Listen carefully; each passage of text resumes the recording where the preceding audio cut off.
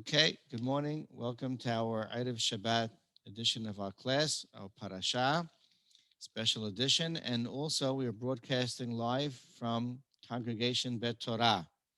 And these headphones are to make sure the sound comes out right in this class. Um, Kedushah, holiness. How does holiness play out in the lives of Am Yisrael? You know, our parasha, it's a double parasha, Ahare Mot-Qedoshim, and we're going to focus on Kedoshim. And Parashat Kedoshim is amazing.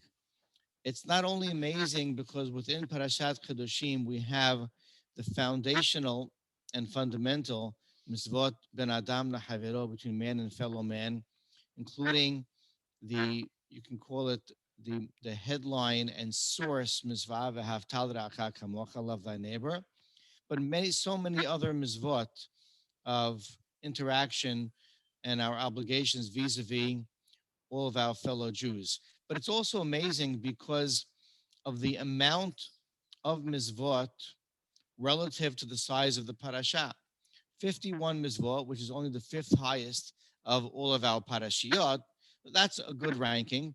But being that there's only 64 pesukim in Parashat Kedoshim, if you do the math, what we'd call Parashat Kedoshim is a scientific term, a supersaturated parasha, and that there's an 80% ratio of mizvot to pesukim. No other parasha is even close to that. Even Parashat Kiteseh, that has 73 or 74 mizvot, has about 67% ratio. So really, this parasha is so condensed with mizvot that HaKadosh Baruch Hu is conveying to us that, it's here and gone before you know it, and there's so much to pick up in it. But if you look at just the structure of the parasha, it's so obvious that this parasha has three clear segments. How do I know that? Because there are, you can call introductory or closing or summary pesukim that summarize the segments of this parasha, and they're all separated by a title called Kedushah. We know the parasha begins Kedoshim Tihiyu, and you can very clearly see, if you're with us in our Chumash, we're in Parashat Kedoshim Perek Yutet. The parasha opens up with Pasuk Aleph and Kedoshim. Pasuk Bet, Hashem commands us Kedoshim Tihiyu, be Kadosh, holy, sanctified. And you can see later the last Pasuk of that Perek, Pasuk Lamed Vav, ends in a summarizing way. Keep my various types of mitzvot. It's a summarizer, concluding type of ending pasuk that clearly subcategorizes the parasha. Then the parasha begins, segment 2, and you can see that 8 pesukim later, there's sort of a concluding pasuk as well. Pasuk, actually 7 and 8 pesukim later, pasuk Zayin in Perek Bet says, "Vehit kadishtem v'hitem kadoshim ki ani Adonai Elohechem." This is the only time the word kadosh is used in the reflexive way. Vehit kadishtem, you should become, by some external force, you should become kadosh, or kedusha should happen to you. And Vitem Kedoshim, be holy because I'm your God. So that closes out another segment of the parasha. And then the parasha ends soon afterwards and obviously closes out what we'd call the third segment with also a pasuk, second to last pasuk in Perek Kaf, pasuk Kavav, similar sounding. Vitem li Kedoshim, ki kadosh ani Adonai, v'avdil etchem en ha'amim lihiyot li. You should be kadosh to me because I'm kadosh. Okay, so clearly there are 3 different segments in this parasha, and clearly all of them focus on this concept called kedusha. So there are various terms used in English to try to translate what the word kedusha means. Holiness may be the most popular, separateness, sanctity. All of them are accurate and all of them are correct, but that's really because there are different you can call it categories or aspects of Kedusha. And our parasha really highlights 3 segments of our parasha. Each one highlights a different segment of, or a different aspect or category of Kedusha. And let's see how that plays out. We'll talk first about segment one and segment two, and then, I'm sorry, segment one and three, and then the middle category of our parasha will be our area of focus. So the first one is obvious. We see the famous mizvot in our parasha in the beginning of Kedoshim. As I said, man and fellow man, but they are all mizvot of moral behavior and conduct. Um, there are mizvot here of honesty and integrity, ethical behavior with money. There are mizvot here of proper treating of man and fellow man, of compassion, mercy, and empathy towards those who are suffering and downtrodden in society, of the proper you can call conduct of our justice system, the ethical justice system we must run. And of course, just how to interact with another person with love as opposed to hate, without any type of ill feelings, resent, revenge. There was laws here of respect. So you can see that this is really, you can call it the ethical code of behavior. And Kiddusha here then would sort of indicate or imply an elevated way of living. Now, if you think of the word Kiddusha and know that HaKadosh Baruch Hu is called Kadosh, we just saw a pasuk. You should be Kadosh because I'm Kadosh. It seems very inappropriate. Why is God Kadosh? God's Kadosh, and we'll hear you use the word separate, is because there is nothing more separate than this physical world and God, right? God is, he transcends time, so he's separate from time. He's omniscient. He's limitless in his knowledge. Um, he also transcends space. There's no place of God. He has no physicality. So for all those reasons, God is kadosh. Really, there's a converse relationship between him and us. We are limited to time. We are physical. We are limited to space. And really, telling us to be kadosh because he's kadosh sounds a little inappropriate. And yet, when you look at what the Torah is defining and framing as kadosh, you can understand it. God is elevated. God has, so to speak, a higher standard. He's asking us to elevate our moral code and our standard of living and interaction and ethical behavior. So uh, by that angle, you can say that, yeah, the word Kiddusha is appropriate for us. And good. That's the first segment of the parasha. Now, if we turn to the last segment of the parasha, which again, you can say began with that cutoff point in Perechaf and begins in Pasuk Tet and Perechaf until the rest of the parasha, what is the subject matter? The subject matter is both for mostly illicit relations and at the end, kashrut, the dietary restrictions that we have. That is also referred to as kadosh. In fact, the Rambam's book of Kiddusha has two topics in it. These two topics, illicit relations and kashrut, dietary restrictions. There, the word separateness is very appropriate because the Kadosh Baruch Hu asks us to be separate from a society who follows their tendencies, their urgency, their urges, their desires, and discipline our lives in terms of who we have physical interactions with, discipline ourselves in terms of our dietary habits, and therefore be separate, give meaning to everything that we do, physically speaking, and also separate ourselves from a Gentile code of conduct and lifestyle. That's called kadosh. God says, I'm completely separate in physicality and in time and all other manners. I want you to physically separate yourself and lead a lifestyle that is over and above and different than the Gentile nations around you. So there are two very clear aspects of Kedusha, holiness, separateness, sanctity, in the first and last segment of our parasha. What does the middle segment discuss? It's really something that is so unexpected, certainly given the context that I just gave you. The entire middle portion that ends with Hit Kadishtem, you shall become it's reflexive again, by an external force become kadosh.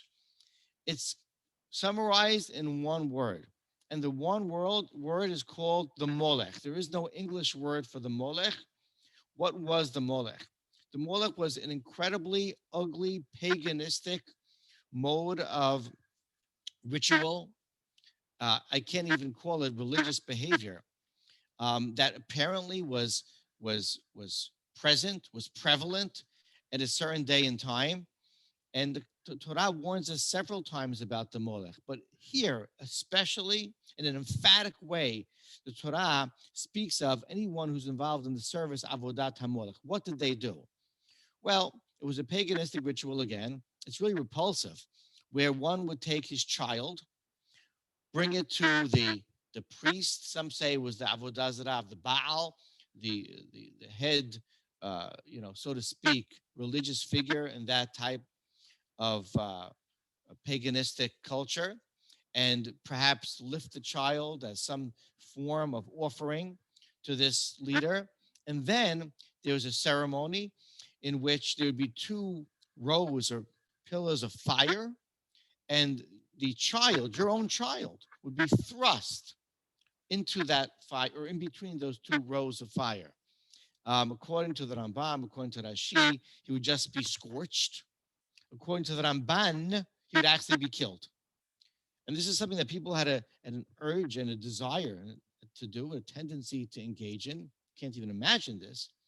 And this was done. And this is something the Torah gives the middle segment of the parasha time to discuss. Amazing. Now, our challenge is going to be we're going to have many issues as we go through a few of the Pesukim, but our main challenge is going to be, well, why in the world is that considered? If I refrain from that, that's called Kedusha. No, if I refrain from that, then I'm not some type of repugnant member of society. Well, how is that Kedusha? Well, if you go through some of these Pesukim, there are some startling statements that we really have to address. Some technicalities also. If you look in Pasuk Bet, after saying the traditional Vaydaber Adonai el Moshe lemor, God spoke to Moshe to teach the nation, it repeats seemingly Ve'el Bnei Israel Tomar, and tell Bnei Israel. The word lemor in Pasuk Aleph covered that already. Why have to repeat and then convey to Bnei Israel? So it says in that Pasuk, anyone who gives his offspring, his children to the Molech, then it says, Mot Yumat, he'll die. Am ha'aretz yirgimuhu ba'aven. Now, yirgimuhu ba'aven means stoning. It's one of the four types of capital punishment, sikila.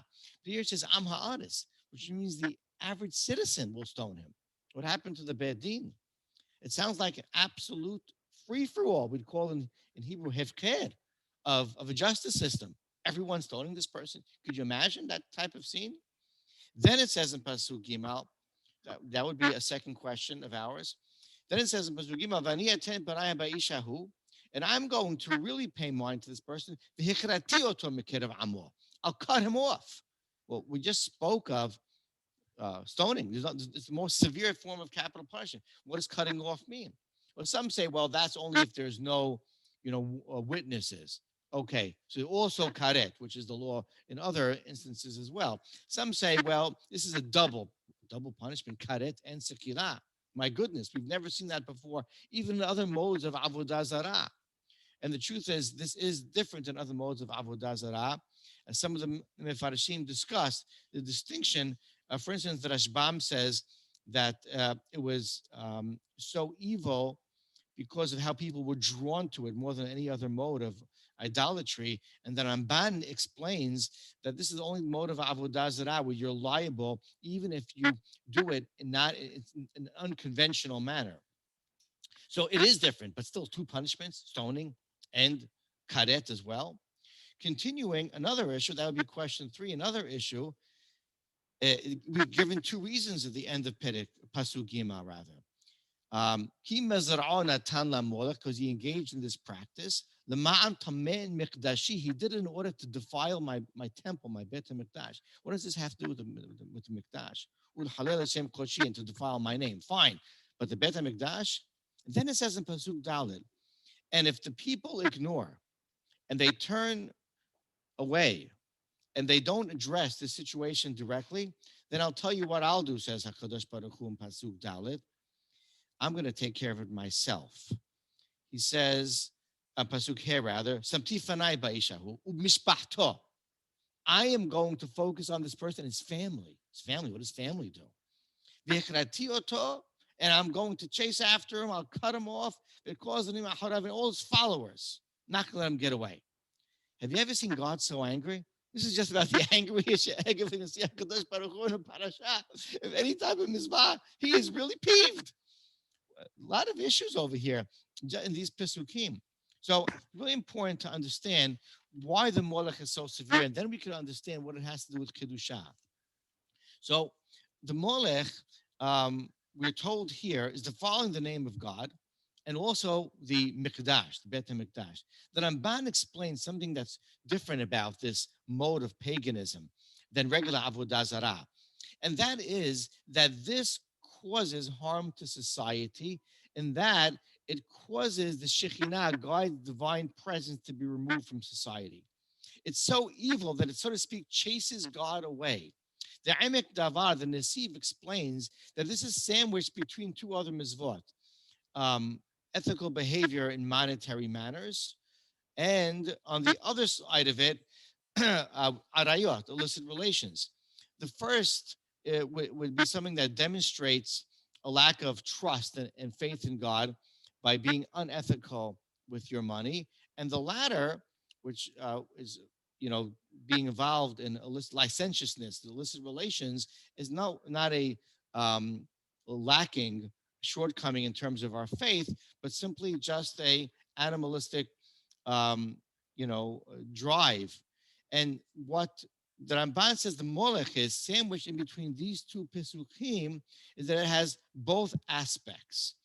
Arayot, which is only a matter of desire and really is mitameh and defiles and takes our society down, is also a desire that's built into the Molech. People desire to do this terrible ritual. On the other hand, the monetary lack of faith, when someone is demonstrating, their unethical behavior with money matters, it really shows that they don't really trust HaKadosh Baruch Hu with their money. So that also is in the Molech. So the Molech has both a lack of faith in God, as with any Avodah Zarah, but also something that, because of its disgusting, perverse activity, it really defiles society. And it really takes God's Shekinah away, so to speak. God does not want to reside in such a society. Because of its severity, the Sforno adds, he says, we with a korban, we offer an animal to God in the temple. And here this person offers his offspring more than you would do for God. And therefore, the Torah and HaKadosh Baruch Hu is so besides himself, so to speak, with this Avirah. And therefore, the Ora Haim explains this double lashon, to daber, or tell Bnei Israel tomar, because I want everyone in society to understand that I want this guy killed. He's a national threat. He threatens the fabric of our society. I want everybody involved in this. I want everyone to know that it's either me or him. It's either I leave or he leaves. Get everybody involved. And he literally, the Rabbi Hirsch says, he empties out the land. We punish him with sekilah on the ground because he hurts the ground, the land of the society that we're in. And the Ora Haim further explains that if we overlook, then God's not going to overlook, because we'll be setting a precedent. You look away, you allow something like this to exist in your society. Well, what's the next thing? How far does it go? We can see how immorality works very often in a society. And therefore, HaKadosh Baruch Hu steps in if we don't step in.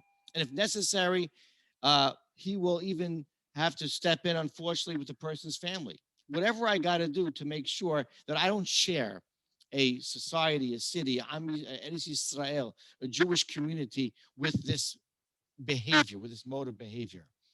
So this, the Torah, the lack of this, is what the Torah calls Kedusha. Why is that?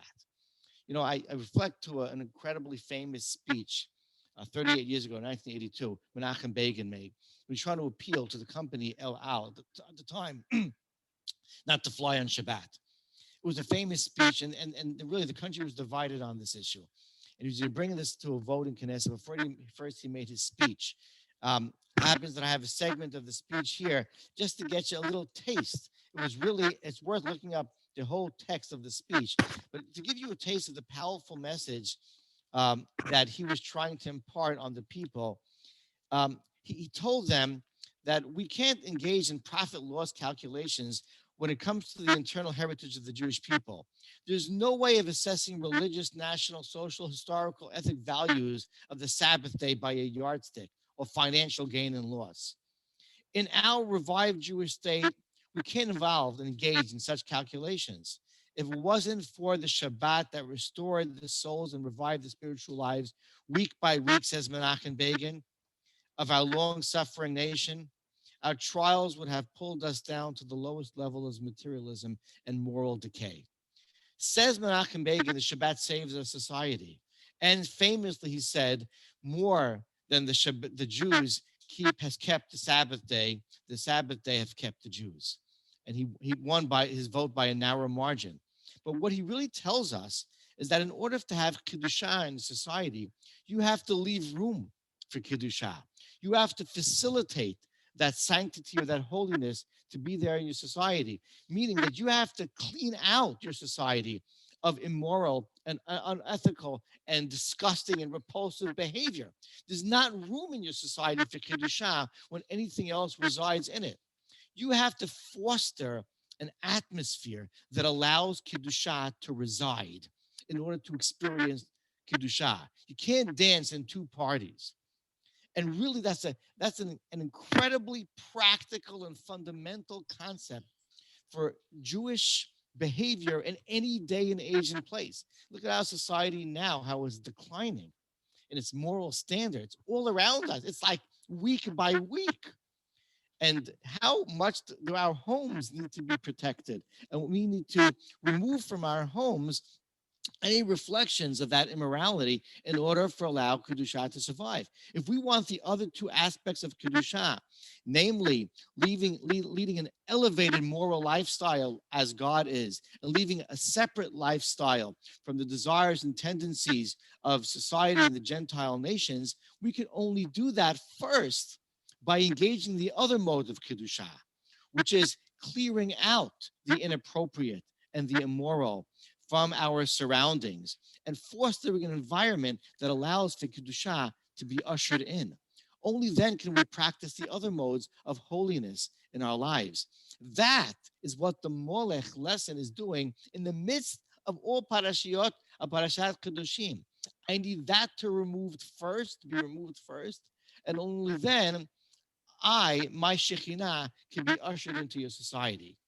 That allows you then to live as a nation, a community, a family, an individual in a very kadosh manner and fulfill my commandment to you, this parasha of Kedoshim to you. Shabbat Shalom, Baruch Adonai Olam, Amen.